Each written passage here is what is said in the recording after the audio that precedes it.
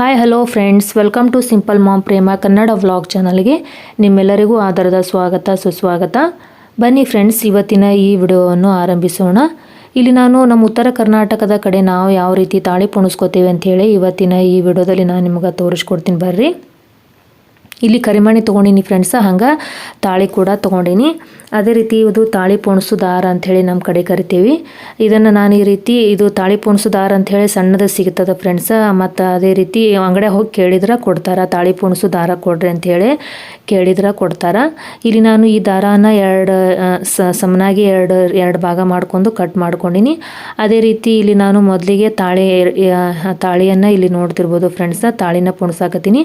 ಅದೇ ರೀತಿ ಬಂಗಾರ ಗುಂಡೆ ಏನಾದರೂ ಇದ್ವು ಅಂದ್ರೆ ಈ ತಾಳಿ ನಡುವೆ ಹಾಕಿಬಿಟ್ಟು ನಾವು ಪೋಣಿಸ್ಕೋಬೋದು. ಇಲ್ಲಿ ನನ್ನ ಹತ್ರ ಏನು ಬಂಗಾರ ಗುಂಡಿಲ್ಲ ಫ್ರೆಂಡ್ಸ್. ತಾಳಿ ಆದ ನಂತರ ಇಲ್ಲಿ ನಾನು ದಮ್ಮನ ಕರಿಮಣಿನ ಹಾಕಾಕತ್ತೀನಿ ನೋಡ್ರಿ ಫ್ರೆಂಡ್ಸ.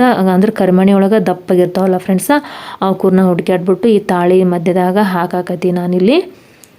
ಇಲ್ಲಿ ನಾವು ಸಿಂಪಲ್ಲಾಗಿ ಯಾವ ರೀತಿ ಹಾಕೊಳ್ತೇವೆ ಅಂಥೇಳಿ ಇವತ್ತಿನ ಈ ವಿಡಿಯೋದಲ್ಲಿ ನಾನು ನಿಮ್ಗೆ ತೋರಿಸ್ಕೊಡ್ತೀನಿ ನೋಡ್ರಿ. ಇಲ್ಲಿ ತಾಳಿ ಮಧ್ಯೆ ನಾನು ಈ ರೀತಿ ನಾನು ಒಂದು 3-4 ದಪ್ಪನ ಕರಿಮಣಿ ಹಾಕಿನಿ. ಆ ನಂತರ ಇನ್ನೊಂದು ತಾಳಿಯನ್ನು ನಾನು ಈ ಕರಿಮಣಿಗಳ ಮಧ್ಯದಾಗ ಇನ್ನೊಂದು ತಾಳಿಯನ್ನು ಕೂಡ ಪೋಣಿಸಾಕತ್ತೀನಿ. ಇವಾಗ 2 ದಾರ ಹಿಡಿದ್ಬಿಟ್ಟು ಈ ರೀತಿ ತಾಳಿ ಮತ್ತು ಕರಿಮಣಿನ ಈ ರೀತಿ ಪೋಣಿಸ್ಕೊಂಡ್ಬಿಟ್ಟು ಇಟ್ಕೊಂಡು ನೋಡ್ರಿ. ಅದೇ ರೀತಿ ಇವಾಗ ಈ 2 ದಾರ ಹಿಡ್ಕೊಂಡು ಪೋಣಿಸ್ಕೊಂಡಿನಿ. ಇವಾಗ ನಾವು ಸಪ್ರೇಟಾಗಿ ಒಂದೊಂದು ದಾರ ಮಾಡಿಬಿಟ್ಟು ಆ ಒಂದೊಂದು ದಾರನ ತೊಗೊಂಡ್ಬಿಟ್ಟು ನಾವು ಕರಿಮಣಿನ ಪೋಣಿಸ್ಕೋಬೇಕಾಗತ್ತೆ ನೋಡ್ರಿ. ಕರಿಮಣಿ ನಡುವೆ ನಾವು ಬಂಗಾರ ಗುಂಡಿದ್ರೆ ಹಾಕೋಬೋದು. ನನ್ನ ಹತ್ರ ಏನು ಬಂಗಾರ ಗುಂಡಿಲ್ಲ ಫ್ರೆಂಡ್ಸ, ಸಿಂಪಲ್ಲಾಗಿ ಕರಿಮಣಿಯನ್ನು ಪೋಣಿಸ್ತೀನಿ ನಾನು. ಈ ಕರಿಮಣಿ ಒಂದು ವೇಳೆ ಈ ದಾರದಾಗ ಹೋಗ್ಲಿಕ್ಕಂದ್ರೆ ಈ ರೀತಿ ತಂತಿನ ನಾವು ತೊಗೊಂಡ್ಬಿಟ್ಟು ದಾರದ ಮಧ್ಯದಲ್ಲಿ ಇಟ್ಬಿಟ್ಟು ನಾವು ಪೋಣಿಸಿದ್ರೆ ಈಸಿಯಾಗಿ ಕರಿಮಣಿ ದಾರದೊಳಗೆ ಹೋಗ್ತಾವೆ. ಒಂದೊಂದು ಟೈಮ್ ದಾರಾನ ನಾವು ಅಂದ್ರೆ ಬೆಂಕಿಗೆ ಹಿಡಿದು ಅಂದ್ರೆ ದೀಪಕ್ಕೆ ಹಿಡಿದ್ಬಿಟ್ಟು ದಾರಾನ ನಾವು ಸೆಟ್ ಮಾಡ್ತಿರ್ತೀವಿ. ಆದ್ರೆ ಒಂದೊಂದು ಸಲ ದಾರ ಏನು ಸರಿಯಾಗಿ ಸೆಟ್ ಆಗೋದೇ ಇಲ್ಲ. ಅಂದ್ರೆ ಅದ್ರ ಮಧ್ಯದಲ್ಲಿ ದಾರದ ಮಧ್ಯದಲ್ಲಿ ಬಿರುಕು ಬಿಟ್ಟಂಗೆ ಆಗ್ಬಿಡ್ತಾವೆ. ಆದರೂ ಹಂಗಾಗಿ ಅದ್ರೊಳಗೆ ಮುತ್ತುಗಳು ಹೋಗೋದಿಲ್ಲ. ಇಲ್ಲಿ ನಾನು ಸರಿಯಾಗಿ ದಾರಾನ ಸೆಟ್ ಮಾಡ್ಕೊಂಡೆ ನೋಡ್ರಿ. ಹಾಗಾಗಿ ಕರಿಮಣಿ ಬೇಗನೆ ಹೊಂಟಾವು. ಒಂದು ವೇಳೆ ಆ ರೀತಿ ಅಂದ್ರೆ ದಾರದಲ್ಲಿ ಕರಿಮಣಿ ಹೋಗ್ಲಿಕ್ಕಂದ್ರೆ ಆಗಲೇ ನಾ ತೋರಿಸಿದ್ನಲ್ಲ ಫ್ರೆಂಡ್ಸ, ಅದು ಸಣ್ಣದಾಗಿ ತಂತಿ ಅಂಥೇಳಿ ಸಿಗ್ತದೆ. ಆ ತಂತಿನ ನಾವು ದಾರದ ಮಧ್ಯದಲ್ಲಿ ಇಟ್ಬಿಟ್ಟು ಕರಿಮಣಿಯನ್ನು ಅದರೊಳಗೆ ಪೋಣಿಸಿ ನಾವು ಹಾಕ್ಕೊಳ್ಬೋದು. ನೀವು ನೋಡ್ತಿರ್ಬೋದು ಫ್ರೆಂಡ್ಸ, ಈಸಿಯಾಗಿ ಕರಿಮಣಿ ದಾರದಾಗ ಹೋಗ್ಲಕತ್ತಾವು.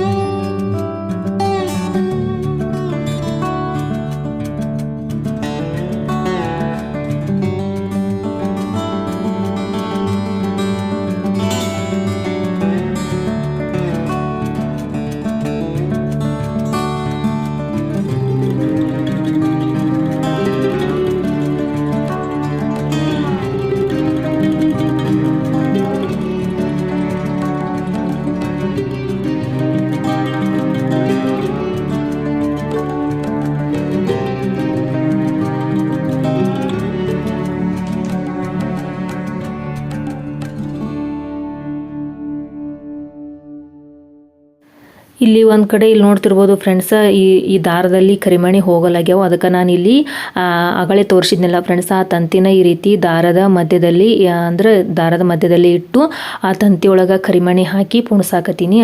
ಆ ರೀತಿ ಮಾಡಿದ್ವಿ ಅಂತಂದ್ರೆ ಈಸಿಯಾಗಿ ಕರಿಮಣಿ ದಾರದಲ್ಲಿ ಹೋಗ್ತಾವು.